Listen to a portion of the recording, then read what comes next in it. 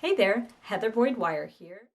Today I'm making wire wrapped rose earrings. I'll link up a tutorial for the adjustable wire rose earrings in the description below.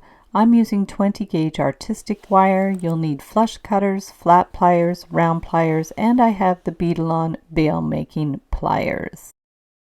So we're going to start with about 12 to 15 inches of 20 gauge artistic wire. It really depends on how big you want to make your ring and the rose. So we're going to wind it around the ring mandrel a couple of times.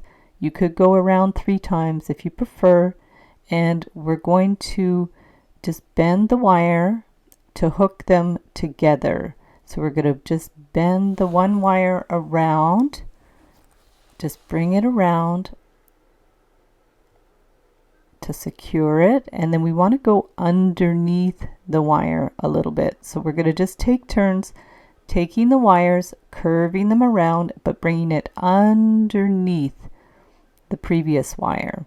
So bring it around and just alternate as you go. Hold it down with your fingers against the ring mandrel, rotate the ring mandrel, and bring the wire around underneath, twist it, and then just keep doing the same motion until the rose is the size you want. From there, we'll remove it from the mandrel, and we're going to hold it securely and then bring the wire in through the middle of the ring.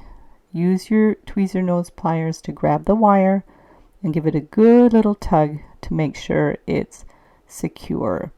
So we'll do the same on the other side. We're going to bring the wire through with your pliers, bring it around, give it a good little tug, and we're just going to go around 2 times. You could go around as many times as you like. So we're just going to get our flush cutters and we are going to clip the ends flush. These are the Xuron flush cutters. So from there, we're going to take the tweezer nose pliers and pinch in those little pokey ends on either side. Just push them down. Make sure they're not scratchy. Put it back on the ring mandrel to just make sure the shape is good. And you'll see it shrunk up a little bit because we twisted the wire inside. So just keep that in mind when you make the ring. So there is our first one, and for the second one we are going to actually add a bead. So we're going to start in the same way, except we're going to go around 3 times. So we're going to just go around the ring mandrel 3 times, and then we're going to slide on a bead, bring it around so it's centered there. So we have 1 wire on either side of the bead. It's a 4mm miracle bead. And now we're just going to start twisting the wires around that bead to form the rose. And we're using the same method where we bring the wire underneath the previous wire, curve it around part way, and then do the next one.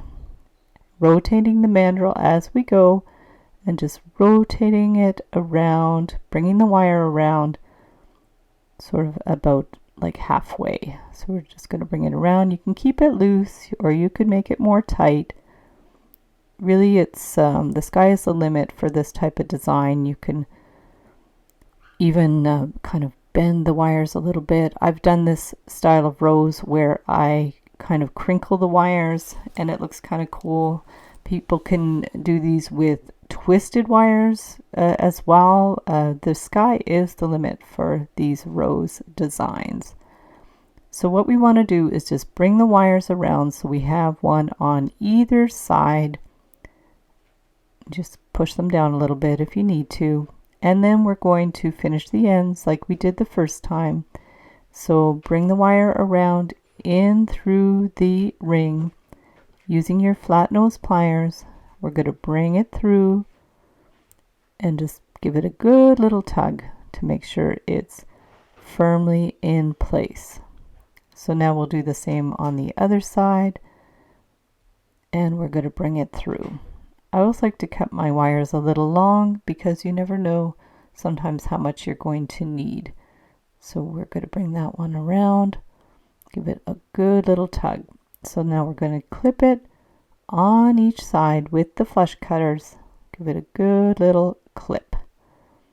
And remove the end, and then we're just going to pinch in those little pokey ends with the tweezer nose pliers and bring it around and do the same thing on the other side.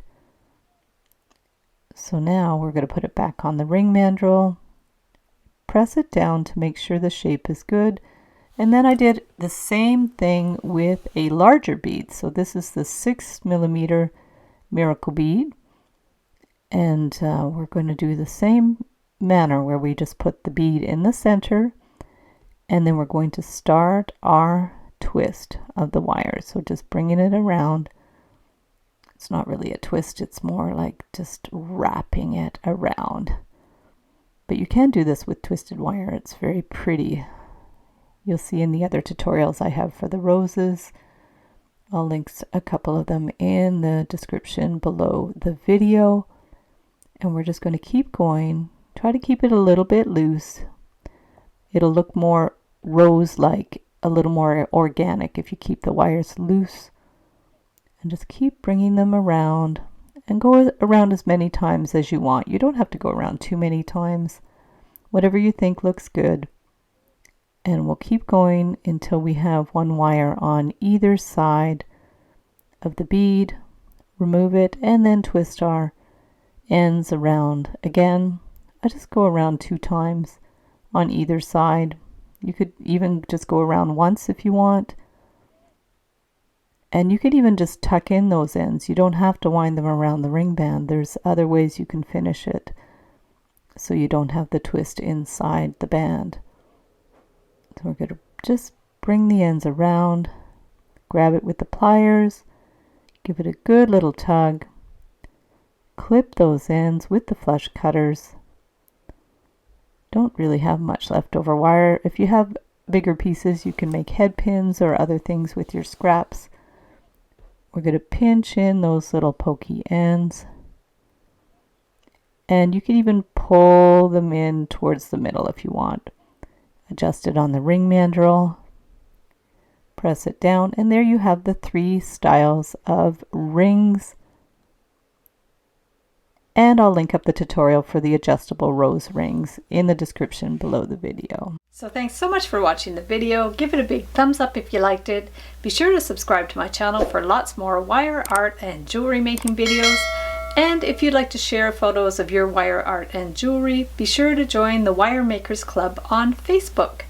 And if you'd like to check out my work on Etsy, my husband and I specialize in custom wedding cake toppers and funky jewelry.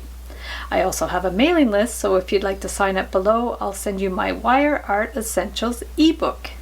So thanks again for watching, and we'll see you the next time.